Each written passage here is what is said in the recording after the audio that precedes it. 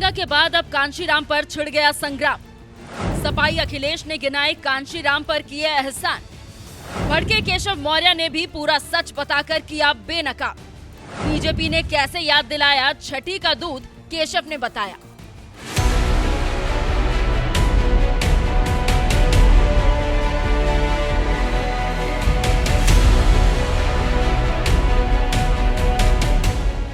परम प्रतापी वीर राणा सांगा के अपमान का मुद्दा अभी थमा भी नहीं था कि समाजवादी पार्टी पर एक और बड़ा आरोप लग गया और इस बार तो सीधे सपाई मुखिया अखिलेश यादव पर दलितों के बड़े नेता कांशीराम के अपमान का आरोप लग गया है। जब उन्होंने इटावा में दिए एक बयान में दलितों के नेता कांशीराम पर सपाई एहसान गिनवाते हुए कह दिया कि कांशीराम कहीं से जीत नहीं पा रहे थे, उन्हें जिताने का काम किसी ने किया था तो वो नेताजी और समाजवादी के लोगों ने किया था।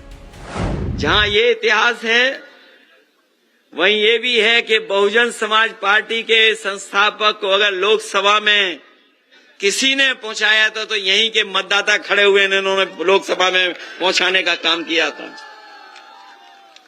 वो जीत नहीं पा रहे थे कहीं से, वो नहीं जीत पा रहे थे कहीं। वो राजनीतिक परिस्थितियां कैसी थी, हालांकि हमारे पूर्व सांसद आदरणीय राम सिंह साकी जी बैठे हैं, इनके सामने नहीं कहना चाहिए, लेकिन ये बात इतिहास में दर्ज है कि उस समय पर संस्थापक जी को, काशीराम जी को अगर जिताने का काम किसी ने किया था तो नेताजी और समाजवादी लोगों ने लोकसभा में पहुंचाया था।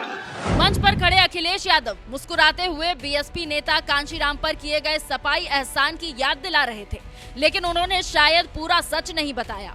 इसलिए पूरा सच डिप्टी सीएम केशव प्रसाद मौर्य ने उन्हें बताया। जब एक ट्वीट में अखिलेश यादव पर पलटवार करते हुए उन्होंने कहा कि आधा सच बताने की बीमारी से ग्रस्त है सपा बहादुर श्री अखिलेश यादव।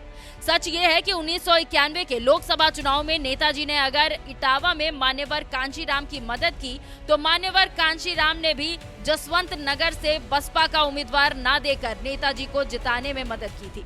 लेकिन इससे बड़ा सपा का काला सच ये है कि 2 जून 1995 को सपा के गुंडों ने लखनऊ के स्टेट गेस्ट हाउस में दलितों की सबसे बड़ी नेता बहन मायावती की आबरू लूटने और उनकी हत्या करने की कोशिश की थी। लेकिन दलितों के सम्मान में सदा समर्पित भाजपा ने सपाई गुंडों को छठी का दूध याद दिलाकर उनके मंसूबों को विफल कर बहन जी की लाज और जीवन दोनों को बचाया था। ऐसे में अपने पालतू गुंडों की फौज पर श्री अखिलेश जी आज भी इतराते हैं। सपा पिछड़ों, दलितों, वंचितों की असल दुश्मन है।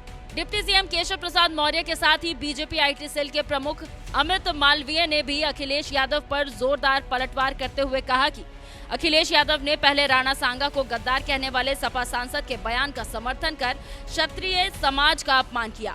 अब वे दलित समाज के पथ प्रदर्शक कांशीराम जी का उपहास कर रहे हैं, केवल उन्हें मुलायम सिंह जी से छोटा दिखाने के लिए। ये कहना कि कांशीराम जी चुनाव नहीं जीत पा रहे थे और सपा ने उन्हें जिताया, पूरे दलित समाज का अपमान है। अब तो ऐसा प्रतीत होता है कि हिंदू समाज के हर वर्ग से आपको दुर्गंध आने लगी है।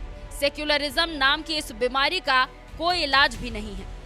बीएसपी के संस्थापक कांशीराम को चुनाव जिताने के जिस मुद्दे पर सपा और बीजेपी के बीच जबरदस्त वार पलटवार छिड़ गया है, ये मामला दरअसल 1991 का है, जब कांशीराम इटावा लोकसभा सीट से चुनाव जीतकर संसद पहुंचे थे। कहते हैं कि इस जीत में मुलायम सिंह यादव ने भी उनका बहुत साथ दिया था, क्योंकि उस वक्त इटावा सीट पर सपा ने कांशीराम के खिलाफ कोई उम्मीदवार नहीं उतारा था, जिसकी वजह से कांशीराम ने जीत हासिल की थी।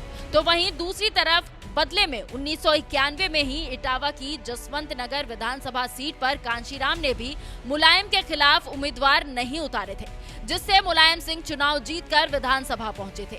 यही वजह है कि केशव प्रसाद मौर्य ने अखिलेश यादव पर आधा सच बताने का आरोप लगाते हुए कहा कि मुलायम और कांशीराम ने एक दूसरे के खिलाफ उम्मीदवार नहीं उतारा था, तब जाकर दोनों नेताओं ने जीत हासिल की थी। जबकि अखिलेश यादव एहसान जताने की कोशिश करते नजर आए कि मुलायम और सपाइयों की वजह से कांशीराम इटावा में जीतकर सांसद बने थे। बहरहाल अखिलेश को जिस तरह से केशव प्रसाद मौर्य और अमित मालवीय ने जो जवाब दिया है, इस पर आपका क्या कहना है? अपनी राय हमें कमेंट कर जरूर बताएं। साथ ही अखिलेश यादव ने इटावा की इस रैली में और क्या कुछ कहा, आइए आपको सुनाते हैं। वो संविधान इसलिए भी बनाने में कामयाब हुए, क्योंकि उन्होंने जीवन भर भेदभाव देखा था, बचपन से लेकर के, और पूरी उम्र उन्होंने भेदभाव देखा।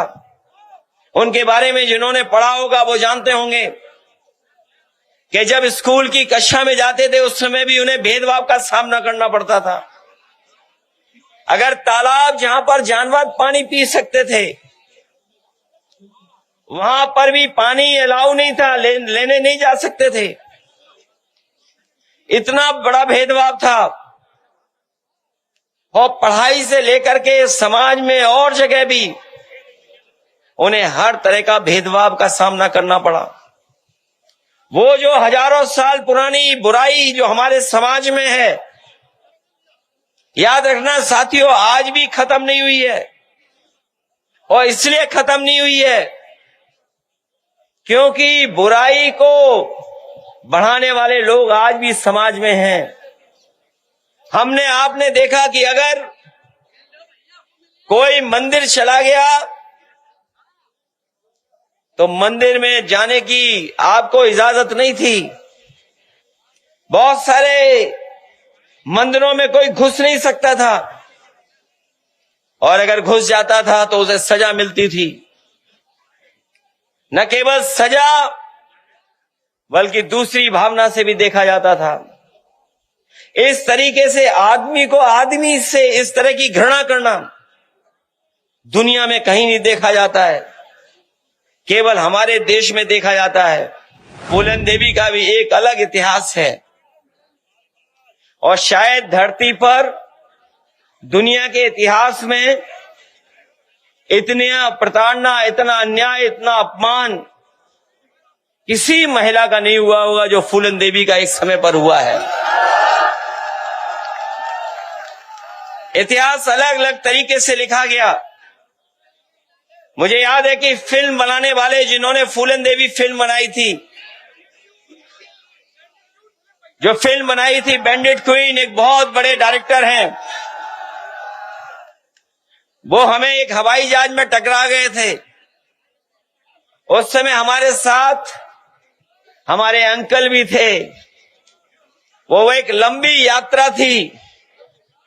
उन्होंने उस फिल्म के बारे में जिक्र किया और पूछा कि ये बताओ, जब फिल्म अंत हो रही है, बात खत्म हो रही है, तो आपने नेताजी और समाजवादियों का नाम क्यों नहीं लिखा?